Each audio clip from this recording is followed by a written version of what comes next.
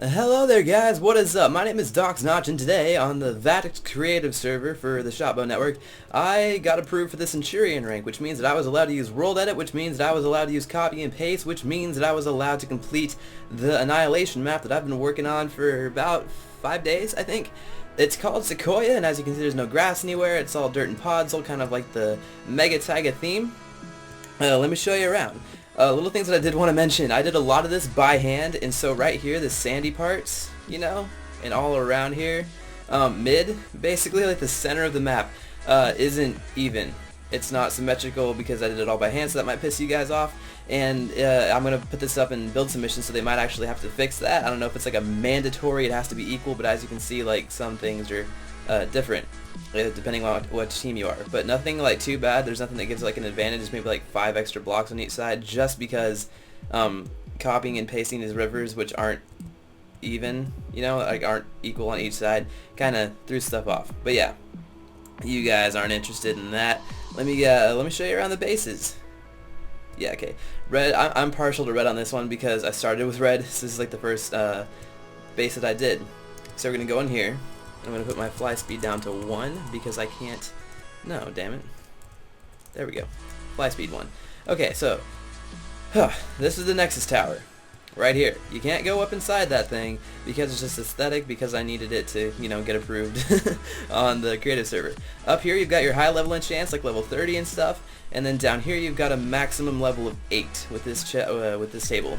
You've got your shop brewing, you got your shop weapon, you got your glass change portal, and down here you got your Nexus. The Nexus room down here, you can get behind it. It's probably the best place to do it, but of course if you get back here, people can just hit you through there with arrows and stuff, and you're going to die back there. So it's not really OP, because you can't hit it without moving away from that post either. And this is the only place that you can kind of hit people before they can see you, I think. Like on Can, you know how you can like hit people when they come down the stairs and like you die before you can even see the strength thresher? You have, like, I've made it so that you can't just be hiding.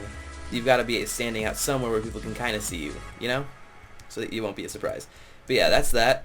And then this is another tower that you can't get up inside. Don't worry about it. This is the Ender Furnace room. You got Ender Furnace, 2 crafting tables. You can access it from outside, so you don't have to run in here. There's 2 community chests. Door opens up to the secondary melon farm. And that one's the secondary one because this one's the primary one. And as you might be looking around, you might say, hey Docs, there's no oak leaves or oak trees anywhere. How am I going to get god apples? I got you covered. This double chest, oak saplings. So you can take those, plant them, get it done. The walls right here are small, not really furbished, because I did this map so that the terrain itself would be kind of defensive. You know, so like on each side you need at least 3-4 blocks to get up over into this ledge, or if you're willing to be seen by the other teams, you can just hop up here, on each side, right by the towers. There's always a way to get just straight up into the base, like this. You just go up here, hop, boop, and you're in. But if you want to stay secretive and go on the sides, you're going to need blocks. Or have acrobat or something, I don't know.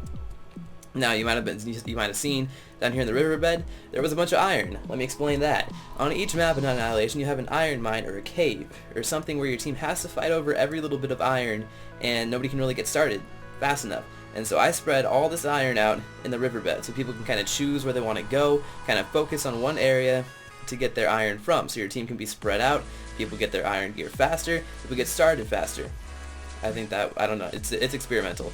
The one downfall is though, this map, I know it's under 250 by 250 because that's how big one of these big plots is, and it's a small map.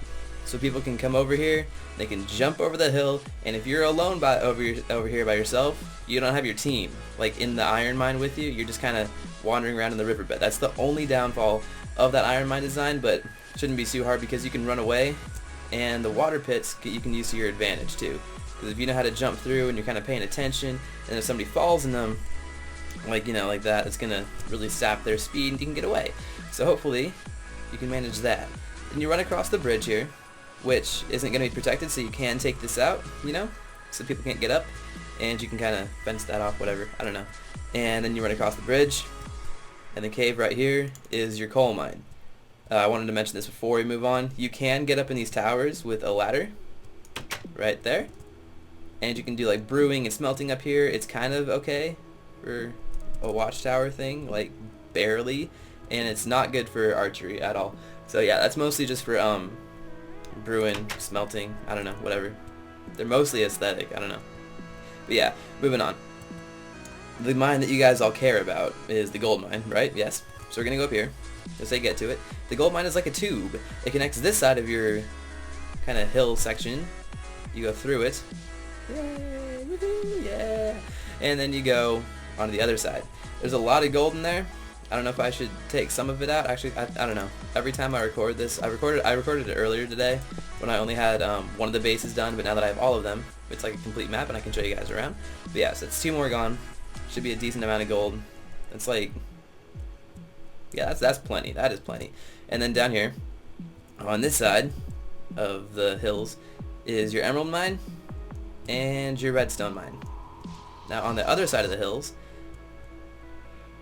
oh my bad, had a yawn, is your lapis mine. Right in here, lapis, yay, and your redstone mine. Lapis is because in a couple updates, I don't know when, you're gonna have to use lapis for enchanting or repairing or something, I don't know. So I just figured I'd have that so I wouldn't have to add it later, you feel? But yeah, let me show you how to get to mid too, because I did that, and I think it's pretty sick. You follow the spruce slabs, and you go up here, and this is the secondary way to get to mid, but I also like it because you have this sick little ridge up here, and you can shoot at people over there, or down in the gorges here.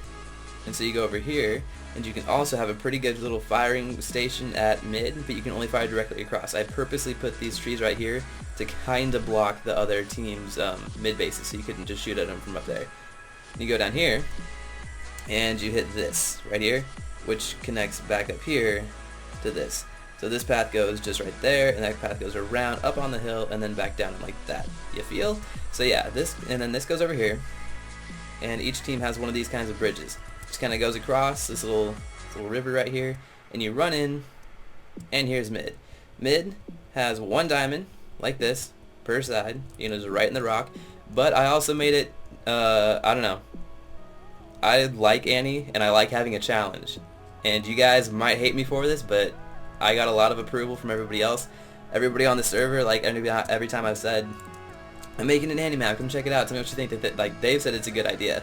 Like right in here, you have to put yourself in danger to get these diamonds. You have to put yourself underwater or floating or something. You have to, like, your team has to be holding mid very firmly for you to get diamonds. Or you can just go around and take the top ones. But if you want these, you got to kind of dive in a little bit, take them, and then you can go, you know? So I could bring those out of the water on like another rock in the middle, something like that. But I'm not sure. And yeah, at mid, each team has this, you know, on the sides right there, and you can kind of go down like that.